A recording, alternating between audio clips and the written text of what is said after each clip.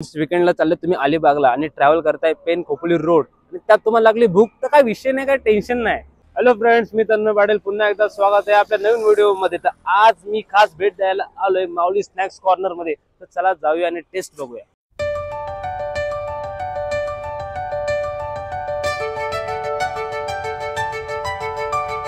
So friends, तुम्हाला कुठे यायचंय? पेन खोपोली रोड 2 गायत्री गारवा, त्याच्या बाजूला माऊली स्नॅक्स कॉर्नर.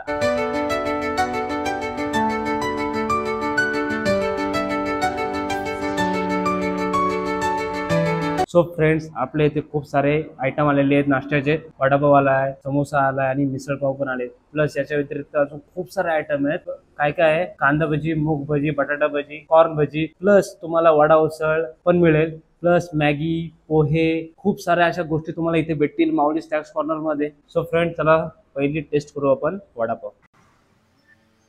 एकदम मस्त टेस्ट आहे, कट पण एकदम परफेक्ट. सो फ्रेंड्स, माझा नाश्ता करून झालेला आहे आणि इथे आपले माऊली स्नॅक्स कॉर्नरचे ओनर सोपान चव्हाण आहेत. नमस्कार. तर तुमच्याकडे या नाश्त्या व्यतिरिक्त अजून काय आहे? आमच्याकडे सर आता आम्ही लवकरच घरगुती पद्धतीचं असं जेवण आपण चालू करणं, शुद्ध शाकाहारी पद्धतीचं. तर सर, आमचा नाश्ता तुम्हाला कसं वाटलं?